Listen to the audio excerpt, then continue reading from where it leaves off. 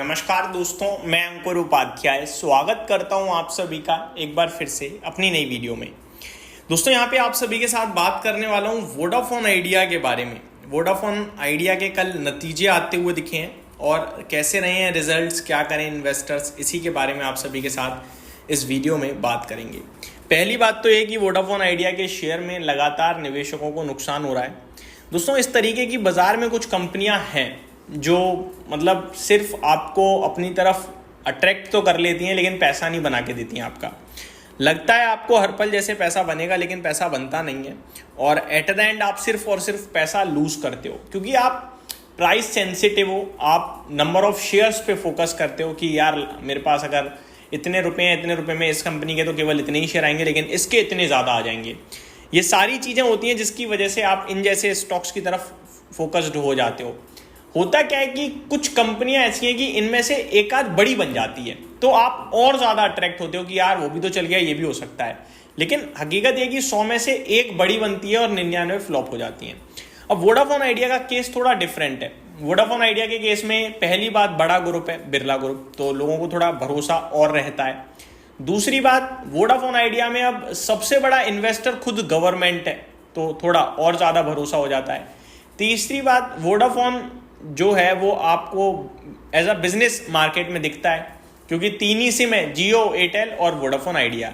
ऐसा नहीं है वोडाफोन आइडिया की सिम बिल्कुल रेयर हो चुकी है। आज भी वोडाफोन आइडिया के पास मार्केट में करीब 20% का मार्केट शेयर है। ये सारी चीजें हैं जिसकी वजह से इन्वेस्टर को लगता है कि यार जब सब कुछ है तो फिर ये कंपनी क्यों मैं ना खरीदूं, 6 रुपए में मिल रही है। हमेशा 6 रुपए प्राइस देखते हैं, 10 रुपए प्राइस देखते हैं, कोई मार्केट कैप नहीं देखता। मार्केट कैप जब 10 रुपए का था तो 1 लाख करोड़ का मार्केट कैप था, तो कोई 10 रुपए प्राइस के हिसाब से तो पैनी है, लेकिन कंपनी पैनी थोड़ी है। कंपनी तो 1 लाख करोड़ की है भाई।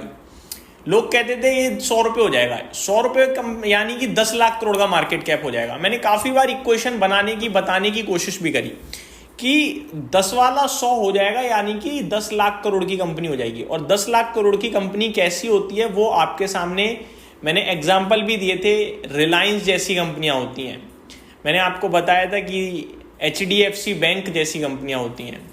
10 लाख करोड़ का मार्केट कैप करने वाली कंपनी 50,000 70,000 करोड़ का मुनाफा बनाती है। वोडाफोन आइडिया का मार्केट कैप है, बिजनेस दिखता है, सरकार दिखती है, बिरला ग्रुप दिखता है, लेकिन कंपटीशन किससे है? एयरटेल और जियो से। आप कैसे उसे बीट करोगे, आपके पास जवाब नहीं है। दूसरी तरफ कंपनी के पास इतना ज्यादा डेट है कि कंपनी उस डेट को ही पे नहीं कर पाएगी तो आगे कैसे बढ़ेगी? इंटरेस्ट तो लगता जा रहा है ना। कंपनी पैसा तो देती नहीं है वापस किसी को लेने के बाद। कंपनी नंबर ऑफ शेयर्स पकड़ा देती है, इसकी वजह से बाजार में शेयर्स बढ़ते जा रहे हैं। तो ये सारी चीजें करके आप कंपनी को आगे नहीं बढ़ा सकते। तो जब आप फाइनेंशियल पे आते हो, बिजनेस के लेवल पे, तो आप ये सवालों के जवाब ही नहीं मिलेंगे कि कैसे आगे बढ़ेगी। इसीलिए हमेशा डाइसी रहता है ये स्टॉक।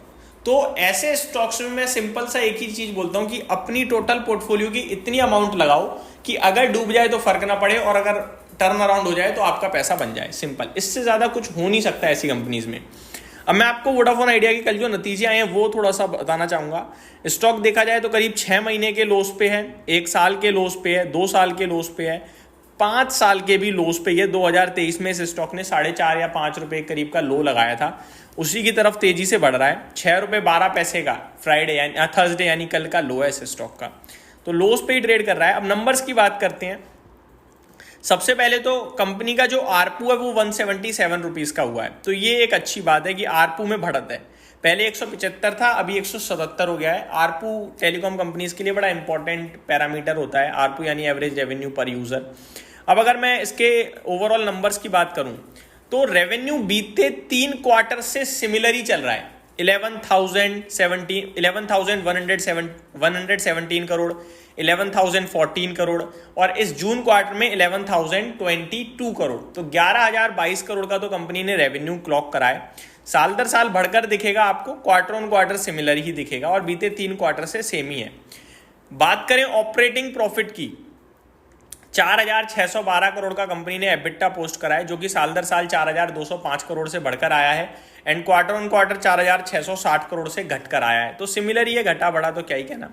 मार्जिन्स 42% पे बरकरार हैं। हालांकि साल दर साल देखोगे तो 40% से बढ़कर 42% हुए हैं, लेकिन लास्ट 4 क्वार्टर से काउंट करोगे तो सितंबर में 42% थे, दिसंबर में 42% थे, मार्च में 42% थे, और अभी फाइनली जून क्वार्टर में भी 42% के ही मार्जिन्स हैं। बात करें अगर अदर इनकम की, तो यहाँ पे ड्रॉप देखने को मिला है। ईयर ऑन ईयर बेसिस पे 256 करोड़ के सामने 142 करोड़ का अदर इनकम आई है कंपनी की, और कंपनी ने घाटा इस बार भी पोस्ट करा है, और घाटा थोड़ा सा बढ़कर आया है। 6,432 करोड़ के घाटे के सामने 6,608 करोड़ का घाटा है। अगर अदर इनकम 100 करोड़ और होती तो भी 6,500 करोड़ का घाटा ही होता। तो घाटा ही है। मेरे हिसाब से कुछ है नहीं अभी भी कंपनी के पास ज़्यादा कुछ कहने खोने के लिए, मैं यही कह सकता हूँ बस। इस स्टॉक में लिमिटेड पोजीशन के साथ बने रहना है तो बने रहिए, अदरवाइज कुछ मतलब नहीं बनता। मैं आपको बताना चाहूँगा कंपनी के ओवरऑल बीते 12 महीने की बात करें तो 27,000 करोड़ का कंपनी ने घाटा कराया, -3.5 का अर्निंग पर शेयर है, -3.5 रुपये का। समझ रहे हो बात को, तो छोटी मोटी नहीं है। इस कंपनी के पास जो टोटल रिजर्व्स हैं वो है ही नहीं, रिजर्व्स तो है ही नहीं। 1,41,000 करोड़ के तो माइनस में है रिजर्व्स, और जो टोटल बोरोइंग है वो 2,33,000 करोड़ की हैं।